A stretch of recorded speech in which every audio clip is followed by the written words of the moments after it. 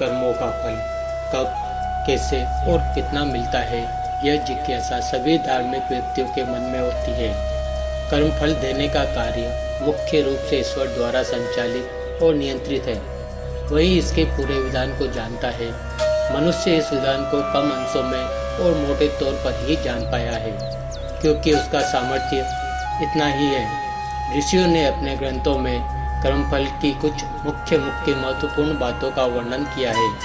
उन्हें इस वीडियो के माध्यम से प्रस्तुत करने का प्रयास किया गया है। कर्म फल सदा कर्मों के अनुसार मिलते हैं। फल की दृष्टि से कर्म दो प्रकार के होते हैं। पहला सकाम कर्म व दूसरा निष्काम कर्म।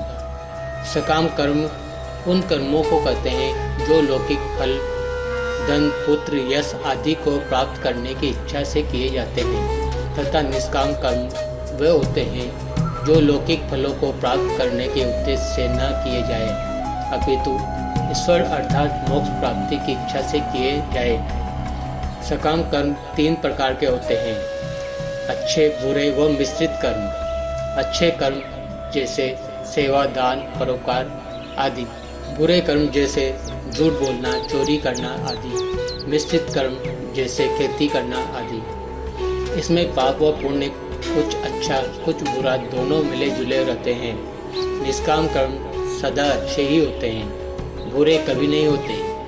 सकाम कर्मों का फल अच्छा या बुरा होता है, जिसे इस जीवन में या मरने के बाद मनुष्य, पशु, पक्षी आदि शरीरों में अगले जीवन में जीवित अवस्था में ही भोगा जाता है। निष्काम कर्मों का फल ईश्वरीय आनंद की प्राप्ति के रूप में होता है, जिसे जीवित रहते हुए समाधि अवस्था में व मृत्यु के बाद बिना जन्म लिए मोक्षावस्था में भोगा जाता है। जो कर्म इसी जन्म में फल देने वाले होते हैं उन्हें दृष्ट जन्म वेदनीय कहते हैं, और जो कर्म अगले किसी जन्म में फल देने वाले होते हैं उन्हें अदृष्ट जन्म वेदनीय कहते हैं। इन सकाम कर्मों से मिलने वाले फल तीन प्रकार के होते हैं: पहला जाति, दूसरा आयु व तीसरा भोग। समस्त कर्मों का समावेश इन तीनों भागों में हो जाता है। जाति अर्थात मनुष्य, पशु, पक्षी, कीट, पतंग, वृक्ष, वनस्पति आदि विभिन्न योनियां। आयु अर्थात जन्म से लेकर मृत्यु तक के बीच का समय। भोग अर्थात विभिन्न प्रकार के भोजन, वस्त्र, मकान, यान आदि साधनों की प्राप्ति। जाति, आयु व भोग, इन तीनों में से जो सुख दुख की प्राप्ति होती है, कर्मों का वास्तविक फल वही तो है, किंतु सुख दुख रूपी फल का साधन होने के कारण जाति, आयु, भोग और फल नाम दे दिया गया है। दृष्ट जन्मवेदनीय कर्म किसी एक फल, आयु या भोग को देने वाला होता है, अथवा आयु व भोग दो फल भी देने वाला होता है।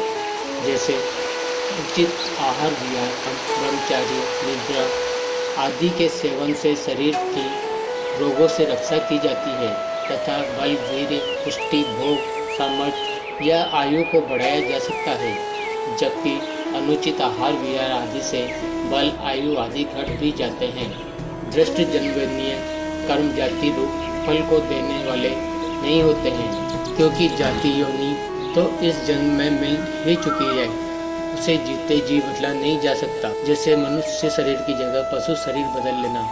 हाँ, मरने के बाद तो शरीर बदल सकता है, पर मरने के बाद नई योनि को देने वाला कर्म अदृष्ट जन्मवेदनीय कहा जाएगा, न कि दृष्ट जन्मवेदनीय।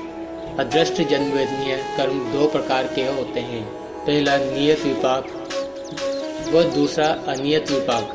कर्मों का ऐसा समूह जिसका फल निश्चित हो चुका हो और अगले जन्म में फल देने वाला हो, उसे नियत विपाक कहते हैं। कर्मों का ऐसा समूह जिसका फल किस रूप में कब मिलेगा यह निश्चित न हुआ हो, उसे अनियत विपाक कहते हैं। कर्मफल को शास्त्र में कर्माशय नाम से कहा गया है। नियत विपाक कर्माशय के सभी कर्म परस्पर मिलकर सम्मिश्रित रूप में अगले जन्म में जाति, आयु, भोग प्रदान करते हैं। इन तीनों का संक्षिप्त विवरण निम्न प्रकार से जानने योग्य है। पहला, जाति इस जन्म में किए गए कर्मों का सबसे महत्वपूर्ण अगले जन्म में जाति शरीर के रूप में मिलता है। मनुष्य, पशु, पक्षी, कीट, पतंग, स्थावर, वृक्ष के शरीरों को जाति के अंतर्गत ग्रहण किया है। यह जाति भी अच्छे और निम्न स्तर की होती है। यथा मनुष्यों में पूर्णांग, विकलांग, सुंदर, कुरूप, बुद्धिमान, मूर्खादि, पशुओं में गाय, गधा, सुअर आदि। दूसरा, आयु। नियत विभाग कर्माशय का दूसरा फल आयु अर्थात जीवन काल के रूप में मिलता है। जैसी जाति शरीर योनि होती है उसी के अनुसार आयु भी होती है। यथा मनुष्य की आयु सामान्यतः 100 वर्ष, गाय, घोड़ा आदि पशुओं की 25 वर्ष, तोता, चिड़िया आदि पक्षियों की 2-4 वर्ष, मक्खी, मच्छर, भौरा, तितली आदि कीट पतंगों की 2-4-6 मास की होती है। मनुष्य अपनी आयु को स्वतंत्रता से एक सीमा तक घटा बढ़ा सकता है। तीसरा, भोग। नियत विपाक कर्माशय का तीसरा फल भोग सुख दुख को प्राप्त कराने वाले साधन के रूप में मिलता है। जैसे जाति शरीर योनि होती है उसी जाति के अनुसार भोग होते हैं। जैसे मनुष्य अपने शरीर, बुद्धि, मन, इंद्रिय आदि साधनों से मकान, कार, रेल, हवाई जहाज, मिठाई, पंखा, कूलर आदि साधनों को बनाकर उनके प्रयोग से विशेष सुख भोगता है। किंतु गाय, भैंस, घोड़ा, कुत्ता आदि पशु केवल घास, चारा, रोटी आदि ही खा सकते हैं। कार, कोठी नहीं बना सकते। शेर, चीता, भेड़िया आदि हिंसक प्राणी केवल मांस ही खा सकते हैं। वे मिठाई, गाड़ी, मकान, वस्त्र आदि की सुविधा उत्पन्न नहीं कर सकते हैं। जैसा कि पूर्व कहा गया है कि नियत विपाक कर्माशय से मिली आयु व भोग पर दृष्ट जन्मजन्य कर्माशय का प्रभाव पड़ता है, जिससे आयु व भोग घट बढ़ सकते हैं। पर ये एक सीमा तक उस जाति के अनुरूप सीमा में ही घट बढ़ सकते हैं। अदृष्ट जन्मजन्य कर्माशय के अंतर्गत अनियत विपाक कर्मों का फल भी जाति, आयु, भोग के रूप में ही मिलता है। परंतु यह फल कब व किस रूप में मिलता है, इसके लिए शास्त्र में 3 स्थितियां गतियां बताई गई है। पहला, कर्मों का नष्ट हो जाना। दूसरा, साथ मिलकर फल देना। तीसरा, दबे रहना। प्रथम गति कर्मों का नष्ट हो जाना। वास्तव में बिना फल को दिए कर्म कभी भी नष्ट नहीं होते, किंतु यहाँ प्रकरण में नष्ट होने का तात्पर्य बहुत लंबे काल पर्यंत लुप्त हो जाना है। किसी भी जीव के कर्म सर्वनाश में कदापि समाप्त नहीं होते। जीव के समान वे भी अनादि अनंत है। चाहे जीव मुक्ति में भी क्यों न चला जाए, कुछ न कुछ मात्रा संख्या में तो रहते ही है। अविद्या, राग, द्वेष के संस्कारों को नष्ट करके जीव मुक्ति को प्राप्त कर लेता है। जितने कर्मों का फल उसने अब तक भोग लिया है, उनसे अतिरिक्त जो भी कर्म बच जाते हैं वे मुक्ति के काल तक ईश्वर के ज्ञान में बने रहते हैं। इन्हीं बचे कर्मों के आधार पर मुक्ति काल के पश्चात जीव को सामान्य मनुष्य का शरीर मिलता है। तब तक ये कर्म फल नहीं देते, यही नष्ट होने का अभिप्राय है। दूसरी गति, साथ मिलकर फल देना।